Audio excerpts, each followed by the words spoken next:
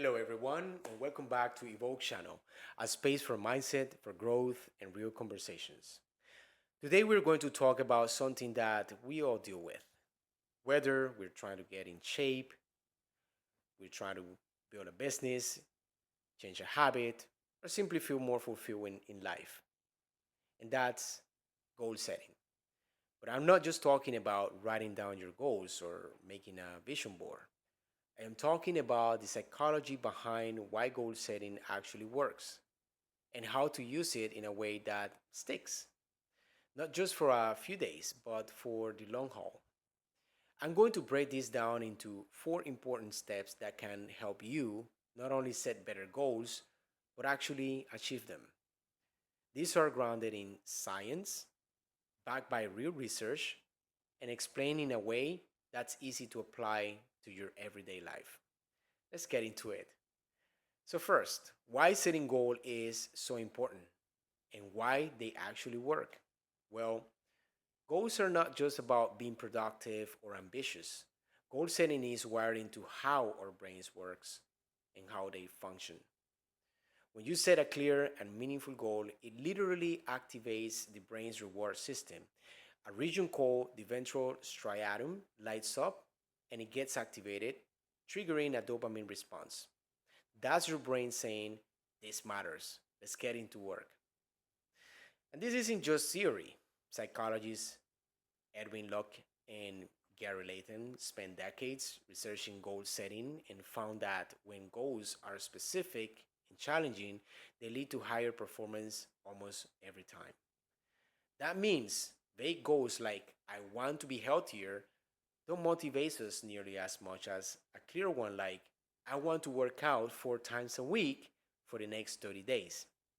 It gives your mind a target, and targets make action feel more meaningful. But there's another reason goals work. They give you a sense of control. When life feels like a lot going on at the same time, goals help you filter out noise and focus your energy. You're not just reacting to anything coming your way, you are instead deciding. And when you decide what matters, you take back ownership of your time, your habits, and your path forward. Now, let's get into the second key step, which is the how. How do you set goals that actually have staying power? You've probably heard of SMART goals, where each of the letters that compose the word SMART stands for specific, measurable, achievable, relevant, and time bound. Well, that's a pretty helpful structure, but there's more to it. What the research tells us is that ownership of the goal is everything. If you choose your own goal, something that resonates with you personally and not something you think you should do, you're far more likely to stay committed. Goals that comes from within tap into what psychologists call intrinsic motivation. That's the kind of motivation that doesn't run out because it is aligned with your values and your identity. Another powerful tool is something called implementation intentions. It is a nice way of saying, if X happens, then I'll do Y. For example, if it is 6 a.m., I'll put on my sneakers and go for a run. Studies have shown this kind of specific planning increases follow through significantly. It is like creating mental shortcuts that reduce decision fatigue. Instead of relying on willpower in the moment, you already have a default action lined up. And here's a tip most people overlooked. Combine long-term goals with short-term wins. Big goals are exciting, but they can feel far away and sometimes overwhelming. So break them down. Set a clear vision for where you want to be, but then zoom in. What can you do this week? What can you do today? Maybe it is as simple as, yeah, drinking more water or journaling for 10 minutes every day. Progress is progress. And when you see movement, even in small ways, your brain rewards you with more motivation to keep to keep it going. Now, the third step is about the tools to help you stay on track. So let's talk about this particular step because setting the goal is the easy part. Sticking with it is where most people fall off. One of the best things you can do is to build feedback loops.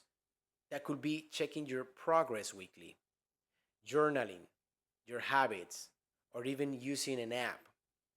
When you track your effort, you create awareness. You can see what's working, what's not working, and what needs adjusting.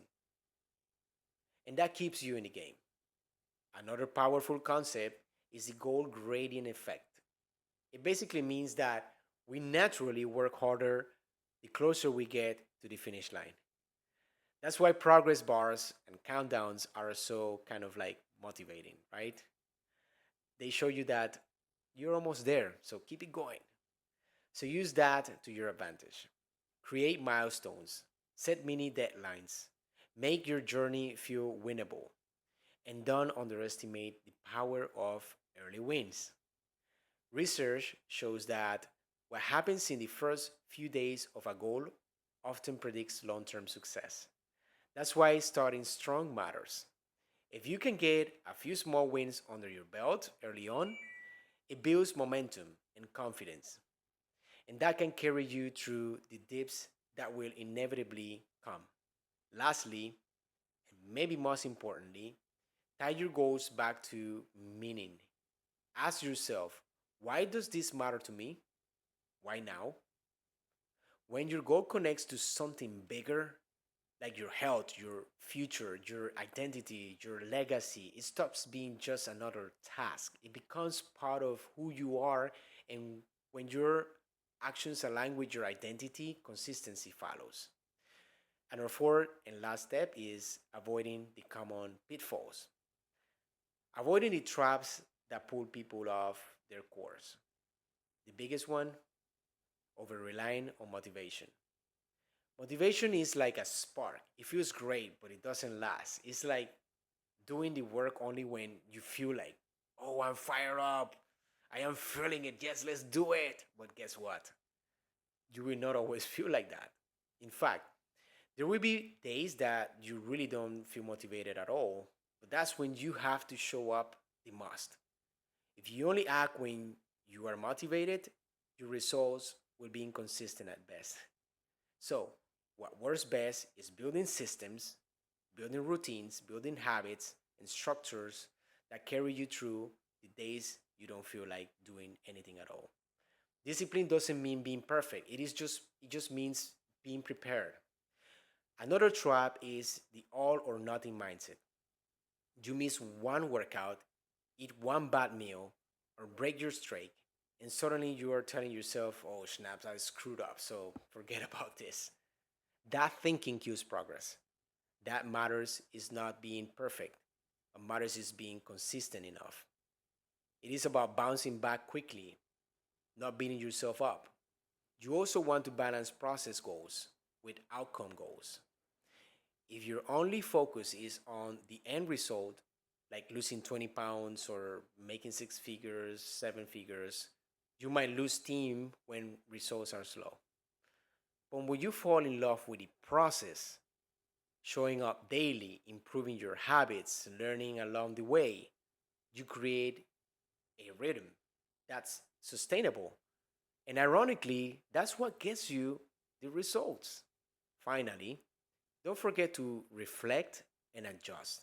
Life changes, circumstances shift, your goals should evolve as well. If something isn't working, don't see it as a failure. See it as a feedback. Step back, reassess, and pivot where needed. The ability to adapt is what keeps you moving forward. So, to recap, if you want to master goal setting and achievement, start by understanding why goals work. They give you a focus, sense of control, dopamine driven roadmap to progress. Then set goals that are clear, self driven, and tied to your deeper why. Use tools like tracking milestones and early wins to stay consistent. And finally, avoid the perfection trap. Instead, leaning to systems, flexibility, and identity driven habits. Remember, achieving a goal isn't just about what you do, it is about who you become in the process. The version of you who sets clear intentions, follows through, and adapts with grace. That's the person who wins in the long run. If you found this helpful, don't forget to hit the like button, subscribe for more content like this, and drop a comment below. Let me know what goal you're working on right now and what your next step is going to be. I'd love to hear from you. Thanks for being here, and I'll see you in the next video. Evoke.